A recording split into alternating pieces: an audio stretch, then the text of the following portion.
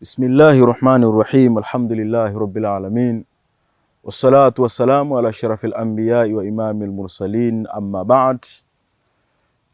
Awalan usi nafsi wa usi anfusakum bitaqwallahi ta'ala wa ta'atihi fa innahu qad faza almuttaqun. Ndugu zangu, baada ya kumhimidi Allah subhanahu wa ta'ala sambamba na kumswalia nabii wetu Muhammad alayhi afdhalus salati wa atammu taslim, naihusia nafsi yangu sambamba na kuhusia nafsi zenu katika swala adhimu la kumcha Allah subhanahu wa ta'ala, fa innahu qad faza almuttaqun. Kwa hakika wamefaulu wale ambao waliomcha Allah subhanahu wa ta'ala katika maisha haya ya dunia. Ndugu zangu, kuna hadithi ya Mtume sallallahu alaihi wasallam ambayo inasema ni'matani maghbunun fihima kathirun minan nas, as-sihhatu wal faraghu. Hadithi hii ya Mtume sallallahu alaihi wasallam inatuhimiza sisi Waislamu na wanadamu kwa ujumla katika kuchunga wakati. Kwa hiyo aliposema neema mbili maghbunun fihima kathirun minan nas, maana yake neema mbili ambazo watu wanazipoteza bure bure, wanazipoteza bure bure. Neema hizo akazitaja Mtume sallallahu alaihi wasallam, akasema as-sihhatu wal faragh. Na as-sihhatu maana yake ni afya njema.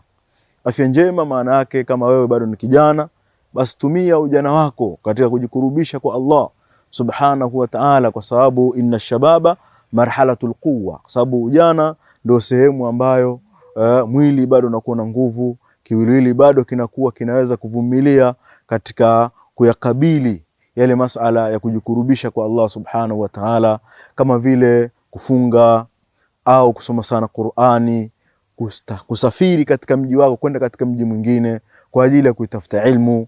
Yote haya ni kwa ajili ya kumshukuru Allah subhanahu wa ta'ala kwa neema ya afya ambayo amekupa Allah subhanahu wa ta'ala. Hivyo hivyo hata kama umri wako ni mkubwa, ni mzee, lakini maadamu bado una uwezo wa kusimama kwa ajili ya ibada, kwa ajili ya kumtii Allah subhanahu wa ta'ala, hakikisha unajikurubisha kwa Allah subhanahu wa ta'ala.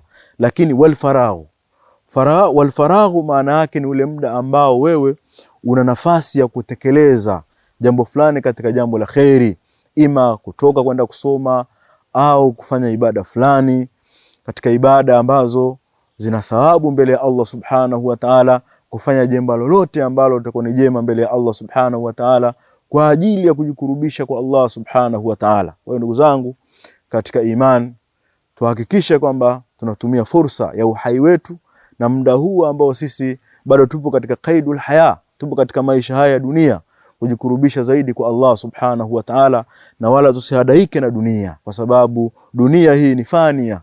Dunia ni kitu chenye kupita. Ni wangapi ambao walikuwemo duniani lakini leo hii wahum fi tahta turabi yarkudun, wapo katika makaburi yao wamelala, wengine wamelala miaka elfu na maelfu, lakini na wengine ndugu zetu ambao wameondoka. Yote haya ni kwamba Allah subhanahu wa ta'ala anatupa mawaidha ili sisi tupate kuwaidhika na tuanze kurudi kwake yeye Allah subhanahu wa ta'ala kwa ajili ya kutekeleza mambo mema.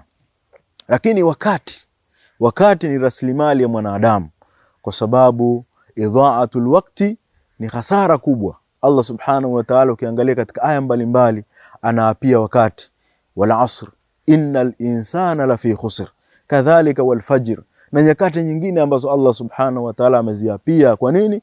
Kwa sababu Allah subhanahu wa ta'ala anatuonyesha kwamba wakati ni rasilimali kubwa kwa Muislamu na mwanadamu, kwamba ndani ya wakati aliopewa na Allah subhanahu wa ta'ala apate kutekeleza matendo mema. Neematani maghbunun fihima kathirun minan nasi, as-sihhatu wal faraghu.